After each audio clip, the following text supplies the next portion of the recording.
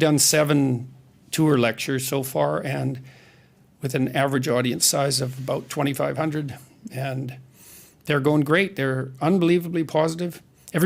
Almost everybody dresses up, which I think is really cool. Really? Yeah, well, when I went out on tour in 2018, before I went out, I thought I wanted to do this like 100% right, or at least as close to that as I could manage. So I went out and bought some expensive suits, and I spent way more money on, this is one of them actually. You look great, by the way. Thank you, Okay. thank you. Way more money than I ever thought I'd spend on clothes, and I really felt quite bad about it. You know, I thought maybe it was an extravagance, but I thought, no way, man, I'm gonna see if I can nail this dead on, and I'm gonna be speaking to, 100,000 people. I'm gonna look as sharp as I possibly can.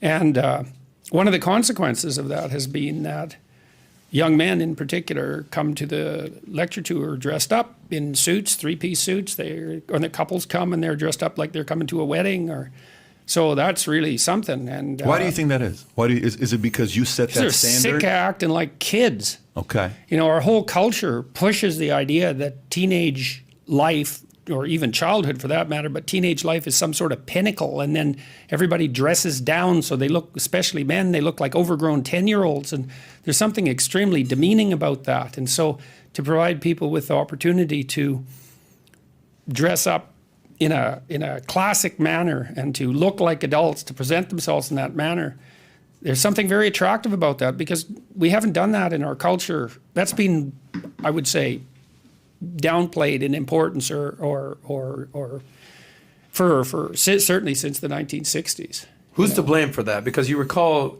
anytime you would fly in an airplane, if you see old school pictures, people were dressed in 3-piece suits to go on an airplane. This is in the 60s, I assume.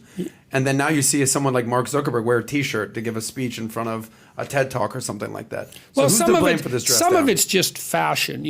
Fashion moves around, and it usually drifts from the top down. And so when formality becomes the norm, but that drifts down, say, to the working class, then the upper class thinks, well, we can't do that because that would, associate us with the unfashionable people, and then they dress down.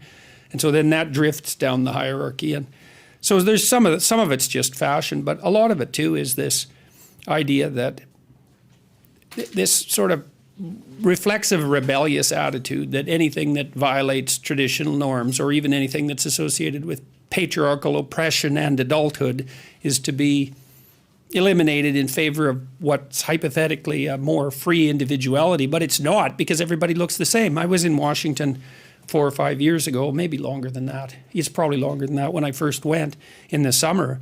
And one of the things that really struck me, all these people wandering around these great monuments, is all the men looked like overgrown 10-year-olds. They looked exactly like their kids, except they were bigger. They looked like they'd been inflated with a bicycle pump. And I thought, this is weird that adults are dressing like children, and not good. And so some of it's fashion, but some of it's also that. Is it exclusive in America? How about in Canada? What have you seen all over the world with this? No, I don't think it's exclusive to America. I think it was more noticeable to me in Washington, and I think that's when it really hit me, because Washington is, in some sense, a place of pilgrimage, and people from every class go there, and that's a good thing, and they should, from every economic class. And so it was like it was a real cross section of the total population, and that was one of the things that struck me quite bluntly.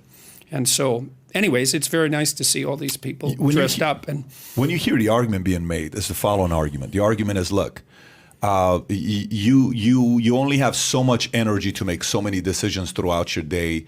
Do you want to be in front of the closet in the morning, picking and choosing what suit I'm going to wear to tie with what shirt and what tie? You know what? I'd much rather not consume my energy thinking about what outfit to put together. It's a lot easier to just have a white shirt, jeans, regular tennis shoes, and go to work, and let me make the bigger decisions while I'm running the company. I've never felt bad not wearing a suit.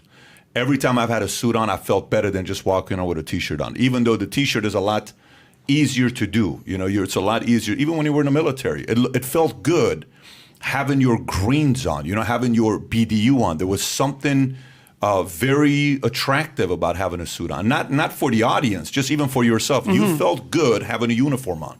I don't know. Yeah, well, I talked to my father about this years ago, because he always wore a suit when he was a teacher. He's still alive. He's a teacher, and he always wore a suit. And I asked him why one day, and he said, because it was his way of showing respect for the students. And I mean, I'm not saying that everyone who doesn't dress in the suit is being disrespectful, but there's something about outfitting yourself for the task at hand. And there's also something about attempting to put some effort into putting your best foot forward. And I don't really buy the it takes more time in the morning argument. It takes a bit more time, but once you, before I went on this tour, I went through all my clothing and I tossed out everything that didn't fit, and which included a number of suits that were old, and I had to organize them, and that took about a day to get my closet in order. But then from then on, it was actually a pleasure in some sense. Do you do it yourself? Do I do? Meaning, like, you go through your closet, you do it yourself. Like, Pat has a very unique way of, like, you don't pack anymore, Pat, do you? Like, you have someone kind of help you out with that. Packing is not my strength in my life. I have a lot. That's one of my weaknesses. No, I still did that for the tour because I had to figure out what I was going to wear. But I've had people help me make clothing decisions, let's say. Now, it's often people who would like to make suits for me. So I have that as an advantage. But I did that pretty much